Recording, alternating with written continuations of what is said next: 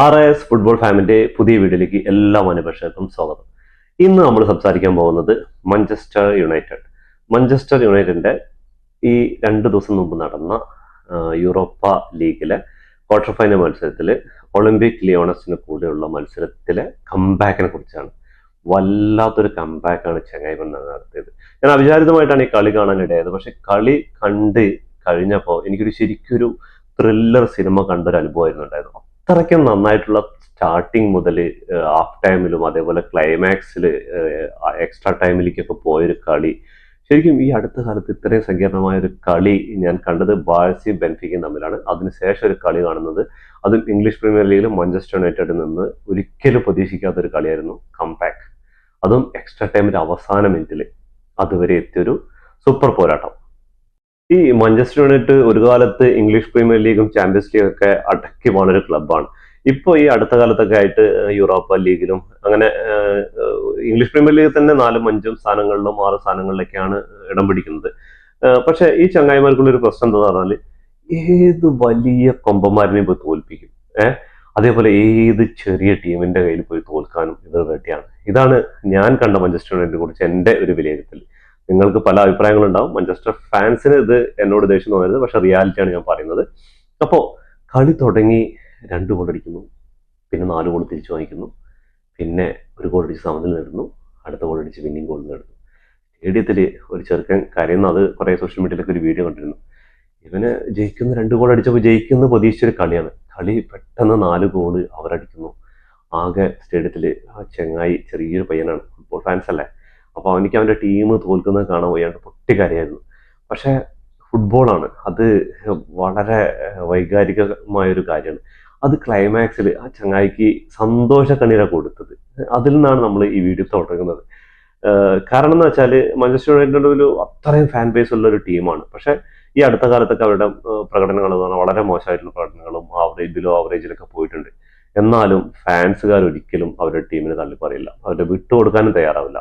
ഈ വിജയത്തോട് കൂടിയിട്ട് Manchester United Europa ലീഗിന്റെ സെമി ഫൈനലിലേക്ക് എത്തിയിരിക്കുകയാണ്. ഇതിൽ ക്വാർട്ടർ ഫൈനലിലെ 1-ാം ലെഗ് മത്സരത്തിൽ ലിയോണലിന്റെ ഗ്രൗണ്ടിൽ വെച്ച് 2-2 സമനിലയായിരുന്നു കളി അവസാനിച്ചത്.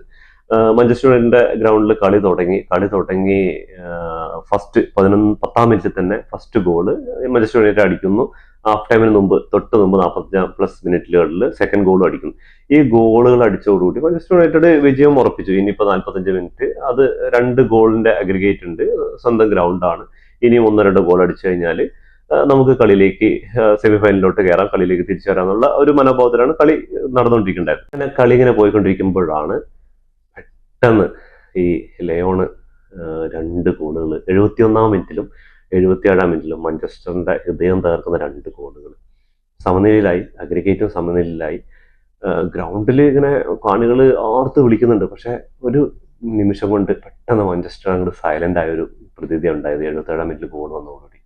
അങ്ങനെ 90 മിനിറ്റ് കഴിഞ്ഞു. എക്സ്ട്രാ ടൈമിലേക്ക് റഫറി വിസിലൂതി എക്സ്ട്രാ ടൈമിലേക്ക് കടന്നു. അതിനുശേഷം 104-ാം മിനിറ്റിലും 109-ാം മിനിറ്റിലും മാഞ്ചസ്റ്ററിന്റെ ഹൃദയം തകർക്കുന്ന 2 ഗോളുകൾ. ഈ ഗോളുകൾ വന്നതോടുകൂടി മാഞ്ചസ്റ്റർ തീർന്നു വിചാരിച്ചു. സ്റ്റേഡിയമൊക്കെ ആകെ സൈലന്റ് ആയി. കുറെ കാണികൾ എണീറ്റ് പോകാൻ തയ്യാറായി.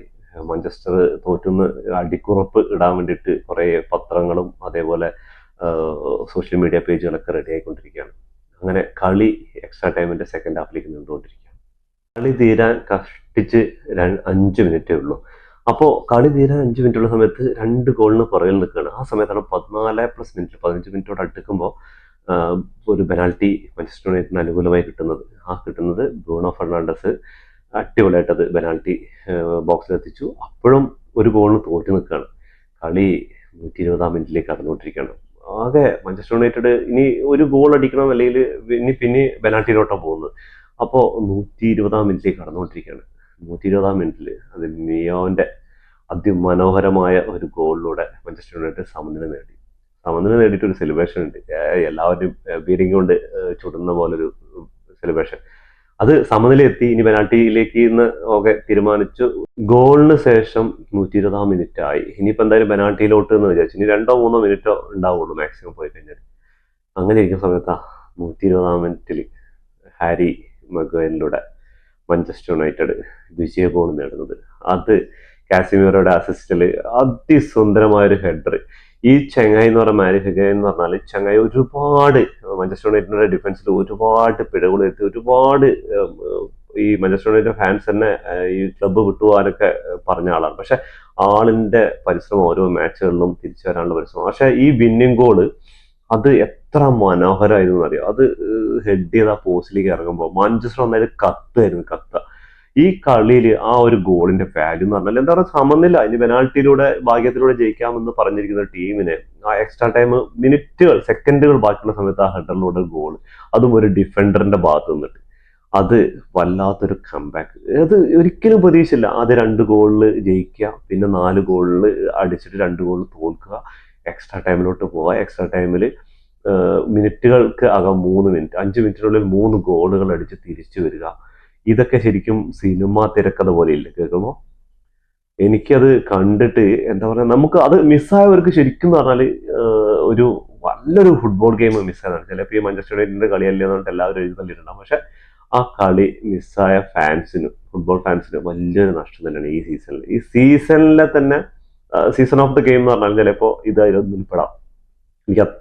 എനിക്ക് വാക്കുകൾ കേട്ടരാൻ തുടങ്ങിയത്, അത് അത്രയും ഇമോഷണൽ ആയിരുന്നു ആ കളി. ഈ കളിയുടെ സ്റ്റാറ്റസിലേക്ക് വരാം. സ്റ്റാറ്റസിന്റെ കാര്യമായിട്ടൊന്നും പറയുന്നില്ല.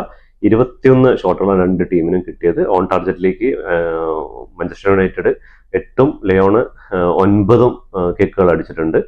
ബാൾ പൊസിഷൻ നോക്കുകയാണെങ്കിൽ കൂടുതൽ 59%. അത് 90 മിനിറ്റ് ശേഷം 10 ആളായിട്ടാണ് ലിയോണ് കളിച്ചിട്ടുണ്ടായിരുന്നത്. അതേപോലെ 17 ഫൗൾസും ലിയോണിന്റെ ഭാഗത്ത് 14 ഫൗൾസും കമ്മിറ്റ് ചെയ്തിട്ടുണ്ട്. യെല്ലോ കാർഡ് 3 ആണ് കിട്ടിയിട്ടുള്ളത്. റെഡ് കാർഡ് 1 ലിയോണിന് കിട്ടിയിരുന്നു. 90 എക്സ്ട്രാ ടൈമിൽ ഒരു 10 പേരായിട്ട് കളിച്ചത്. പക്ഷെ ഭാഗ്യം മാഞ്ചസ്റ്ററിന്റെ കൂടെ ആയിരുന്നു. 7 കോർണർ കിക്കും ലിയോണ് 3 കോർണർ കിക്കാണ് വിൻ ചെയ്തത്. അപ്പൊ മൊത്തത്തില് അവര് സെമിഫൈനലിലെത്തി.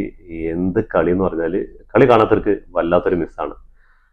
ഇതൊക്കെയാണ് ശരിക്കും പറഞ്ഞാൽ റെമോൺടാഡ അഥവാ കംബാക്ക് എന്ന് പറഞ്ഞാൽ. ഇതിനൊക്കെയാണ് ശരിക്കും ആ പേര് കൊടുക്കേണ്ടത്, ഇങ്ങനെയുള്ള കളികൾക്കൊക്കെ. അത് പറഞ്ഞാൽ ഒരു 90 മിനിറ്റിൽ തന്നെ ഒരു കളി ജയിക്കുന്നു, പിന്നെ തോൽക്കുന്നു, പിന്നെ സമനില നേടുന്നു, പിന്നെ വിജയിച്ചിട്ട് സെമി ഫൈനലിലോട്ട് കയറുന്നു, അതും യൂറോപ്പ ലീഗ് പോലെ ഒരു ലീഗിൽ.